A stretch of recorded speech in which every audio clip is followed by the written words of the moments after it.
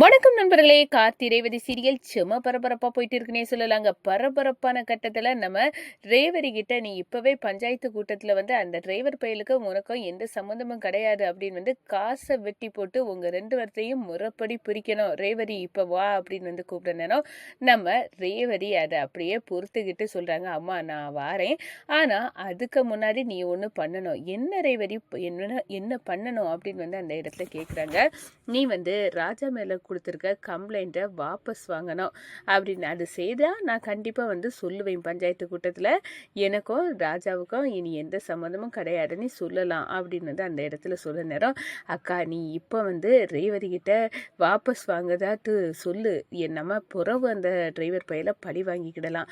ஆனால் நம்மளுக்கு இப்போ முக்கியம் இவ அந்த டிரைவர் பையிட்ட இருந்து முறைப்படி பிரியது தான். அதனால நம்ம இதை ஓகே சொல்லுவோம், அதை போய் வாபஸ் வாங்கிடு அப்படின்னு அந்த கேஸை வாபஸ் வாங்க நம்ம சந்திரா சொல்லி விடுறாங்க.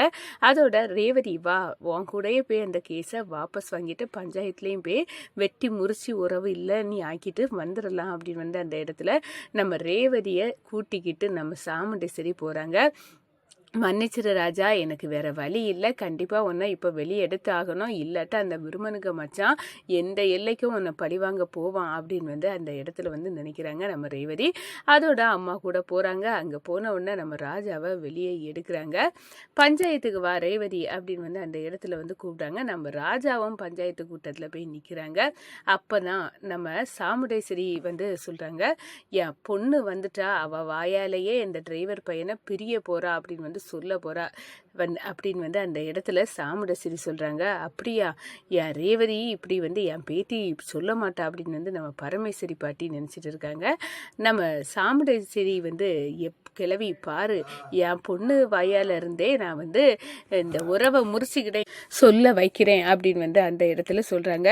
அதோட நம்ம பஞ்சாயத்து தலைவர் கேட்குறாங்க ரேவதியை பார்த்து, இந்த பாருமா உனக்கு ராஜாவை பிரிய சம்மதமா அப்படின்னு கேட்குறாரு. நம்ம ரேவதி, இல்லை எனக்கு உண்மையாட்டே எனக்கு ராஜாவை பிரிய சம்மதம் இல்லை, நாங்கள் சேர்ந்து வாழ தான் விரும்புகிறோம். எங்கள் அம்மா எங்கள் சித்தி சொன்ன பொய்யால் அவங்க மேலே கேஸ் கொடுத்தாங்க, அதை வாபஸ் வாங்க வேறு வழி தெரியலை, அதுக்காக தான் நான் எங்கள் அம்மாட்ட அப்படி சொன்னேன். ஆனால் உண்மையாட்டே நான் ராஜா கூட சேர்ந்து வாழ தான் விரும்புகிறேன் அப்படின்னு நம்ம ராஜாவை போய் கெட்டி பிடிச்சி, இனி எங்கள் அம்மா கூட இருக்க போகிறதில்ல, எங்கள் அம்மா கிட்ட இருந்தால் நீ என்னைக்காவது ஒரு நாள் சேர்ந்து வாழலாம் உங்கள் அம்மா சம்மதத்தோடன்னு சொன்ன. ஆனால் எங்கள் அம்மா அப்படி இல்லை, நம்ம 2 பேர்த்து உறவை வெட்டி முறிக்கிறதுக்கு காசு போட்டு இந்த பஞ்சாயத்து வர கூட்டிகிட்டு வந்திருக்காங்க.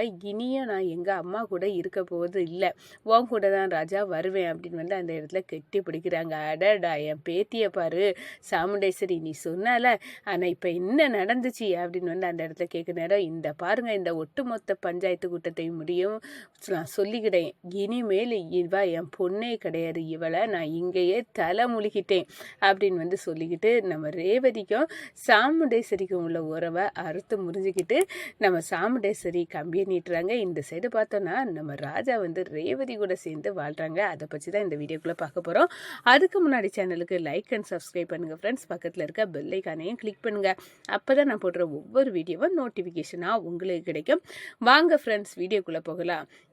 ஃபஸ்ட்டு எடுத்த உடனே பார்த்தோன்னா சும்மா அதிரடியான பரபரப்பு கட்டம்னா, விருமனுக்கு மச்சான் அந்த போலீஸ் அதிகாரி எப்படியாவது இந்த டிரைவர் பையில தீர்த்து கட்டணும், அவனை சாவு நான் பார்க்கணும், அவன் என்னை ஜெயிலுக்கு தள்ளி, நானே ஒரு அதிகாரி என்னையே தள்ளி அந்த கோவில் நகையை கொள்ளடிச்ச இதில் என்னை உள்ளுக தள்ளினவன் தானே, அவனை நான் இப்போ விட போகிறதில்ல அப்படின்னு அந்த இடத்துல பிரியாணியில் விஷத்தை கலந்துட்டு பிரியாணியை நம்ம ராஜாவுக்கு தின்னு அப்படின்னு கான்ஸ்டபிளை வச்சு கொடுக்க வைக்கிறாங்க.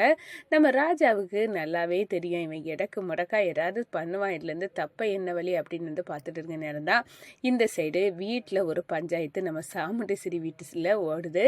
இந்த பாரு ரேவதி, இப்போவே பஞ்சாயத்தை கூட்டியிருக்கேன், நீ அதில் எனக்கும் இந்த டிரைவர் பயலுக்கும் எந்த விதமான ஒட்டும் இல்லை, உறவும் இல்லைன்னு அந்த உறவை வெட்டி முறிக்கணும், நீ வா, காசு போட்டு விட்டதுக்கு பஞ்சாயத்தில் ரெடி பண்ணியிருக்கேன் அப்படின்னு நீ சொல்லணும் அந்த வார்த்தையை அப்படின்னு அந்த இடத்துல நம்ம சாமுண்டேஸ்வரி ரேவதியை சொல்கிறாங்க. ரேவதி அப்படியே பல்ல கடிச்சிட்டு கையை பசஞ்சிட்டு நிற்கிறாங்க.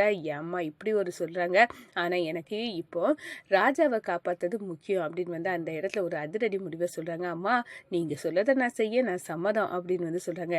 அடடா, என் பொண்ணு சம்மதிச்சிட்டா, இப்போ அப்போ என்ன அப்படின்னு வந்து கேட்க நேரம், அதுக்கு ஒரு நான் சொல்லதை நீங்கள் கேட்கணும். என்ன ரேவதி நீ சொல்லதை நான் கேட்கணுமா, என்ன அப்படின்னு வந்து கேட்க நேரம் தான், இந்த பாருங்க நான் பெரிய சம்மதிக்கிறேன், ஆனால் நீங்கள் ராஜா மேலே கொடுத்துருக்க கேஸை வாபஸ் வாங்கணும். அது எப்படி முடியும், அது முடியாது அப்படின்னு வந்து சொல்ல நேரம் சந்திரா சொல்கிறாங்க, அக்கா நம்மளுக்கு ரேவதி ராஜாவை பிரியது தான் முக்கியம், இந்த கேஸ் எல்லாம் புறவு பார்த்துக்கலாங்க்கா, நம்ம இதை வந்து முறிச்சு இவளை எடுப்போம், அதனால் இந்த கேஸை வாபஸ் வாங்க, அவள் சொல்லபடி கேளு அப்படின்னு வந்து அனுப்பி விட்றாங்க. நான் சம்மதிக்க ரேவதி, நீ இப்போவே வா, நான் அங்கே போலீஸ் ஸ்டேஷனில் போய் அதை வாபஸ் வாங்கிட்டு நேராக உன்னை பஞ்சாயத்துக்கு கூட்டிகிட்டு போகிறேன் அப்படின்னு வந்து அந்த இடத்துல நம்ம சாமுண்டேஸ்வரி சொல்ல, சரிம்மா அப்படின்னு வந்து அந்த இடத்துல சொல்லிக்கிட்டு போலீஸ் ஸ்டேஷனுக்கு போகிறாங்க. இங்கே விருமனுக்கு மச்சான் வந்து பிரியாணியில் விஷத்தை கலந்து வச்சுட்டு அவன் தின்னுவான், இவன் சாகட்டும் அப்படின்னு வந்து அந்த இடத்துல காவல் இருக்க நம்ம விருமனுக்கு மச்சானுக்கு திட்டத்துக்கு ஒரு ஆப்பு வச்சது மாதிரி சாமுண்டேஸ்வரியை பார்த்த உடனே அதிர்ந்து நிற்கிறாங்க. என்ன மேடம் இப்போ எதுக்காக வந்திருக்கீங்க? இல்லை, நான் இவனுக்கு மேலே கொடுத்த கேஸை வாபஸ் வாங்க போகிறேன்.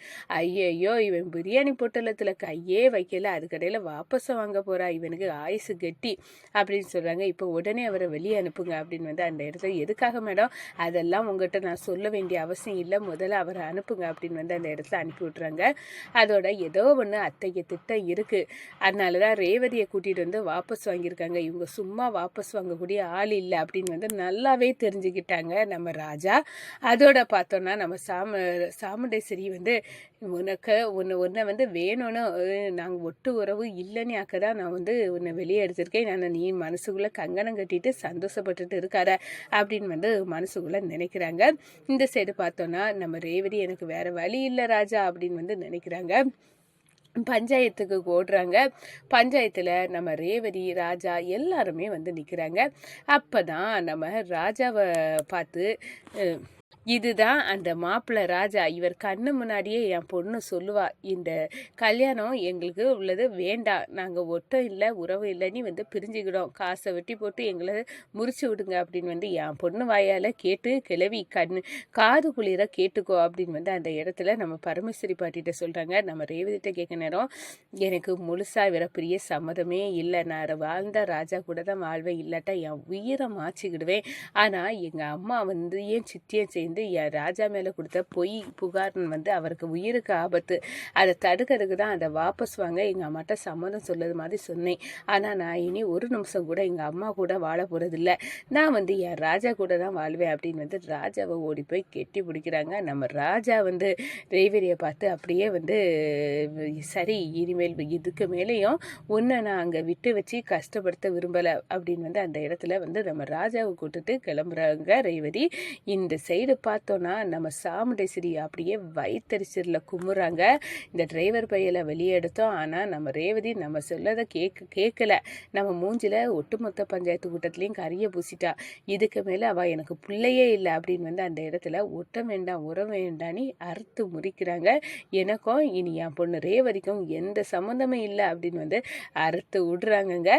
அதை பார்த்து நம்ம பரமேஸ்வரி பாட்டி, இப்படியா ஒரு பொண்ணோட வாழ்க்கைக்கு அழிக்கணும்னு ஒரு தாய் குந்தளிப்பா, எப்பாடி என்ன மாதிரி மருமக எனக்கு கிடச்சிருக்கா அப்படின்னு வந்து அந்த இடத்துல, முருகா இதெல்லாம் நான் பார்க்க முடியுமா அப்படின்னு வந்து அந்த இடத்துல வந்து துடிக்கிறாங்க நம்ம பரமேஸ்வரி பாட்டி.